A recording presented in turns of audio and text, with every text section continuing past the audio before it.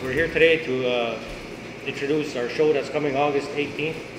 It's an international show with people from all over the place, from Japan and Brazil, just about any country you can think of is coming in. There's to be 11 bout fight, and it's hopefully be first in a series of MMA fights. And there's a lot of interest in MMA across the world, and it's growing about 300% a year. And one of the big dogs out there, everybody knows, is UFC. We're trying to create something different. We're hoping that this first show on the 18th is going to put this production on and this area, actually, because it's really a pretty area, and put it on a map again.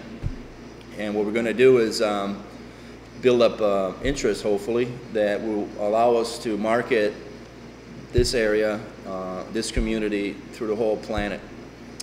We're talking right now with Brazil, Chile. We're talking Eastern Europe, where I'm from, and from Central Europe, which is like England, and all the way possibly to Thailand and everywhere to the east. You know, the rules that we have that are going to be adopted or are adopted now conform with the boxing commission and the mixed martial arts world developed by Mr. Mike Mazzulli, given to you guys, and that you guys took it and did that. These rules are really strict and stringent. We are going to be the first entity in the world that will have increased safety for the fighters by utilizing this equipment here. It's called InfraScan, and what it does, U.S. military is using it currently in the battlefields across the world, and we're bringing it in as safety increase that, again, nobody has.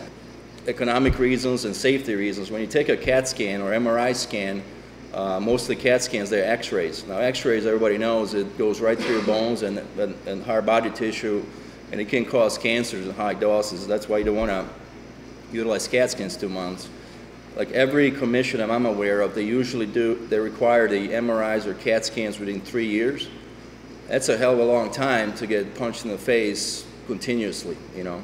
What the unit does is allows you to detect hemorrhaging in the brains. Now, basically the way it works is if you get a hit, the brain's, the way it's designed, it's insulated. So if you get a hit on one side of the body, you might not necessarily see the damage on the other side. So this device basically uses infrared technology, which is totally different than CAT scans and MRIs. Think of infrared as the basically like a measure the temperature of your basically temperature. Once your brain starts to bleed, this device will detect it, and it goes to very, very small, minute amounts that can detect the bleeding in the head. It takes about 8 seconds per location. There's about 8 locations in the brain hemisphere to detect potential changes. So what this will allow us to do is, if anybody arrives to the fight, the day of the fight, and they can have any sort of damage, we'll be able to detect it. And we're going to say, hey, you know, for your own safety, we will recommend you do not participate, and will not allow it. And this is very unique because we're taking the risk as the promoters that the kids are, you know, it's more important that this kid goes home to his family than for us to have, you know, press conference and this sort of thing. We have the athletic commission here, and I'm really happy that this council here, and the athletic commission has agreed to do all this with us and adopt all this stuff for us. You know, these 3 people sitting right here, these counselors are not only counselors in our community, but are on the athletic commission and have helped us and helped me to get this show going. And I want to give them a big thanks for that. And this is not the only, they have other portfolios that they do, and you know, people got to keep their minds open, and these guys do a lot if you ask them. If you don't ask them, you don't get nothing done. That's my opinion. So these people are doing a lot of good for me, and I just want to thank them for being here.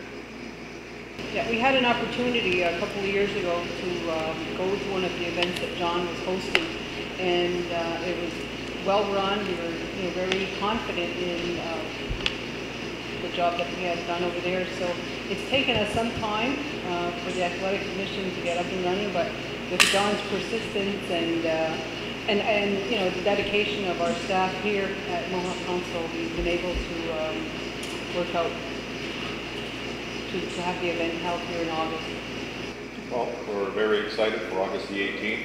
The Commission has been working diligently with John to get this off the ground.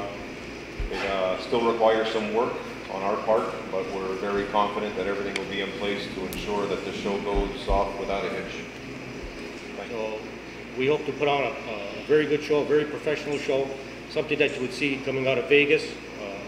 These are what the guidelines that we follow, and we just hope you come out and enjoy.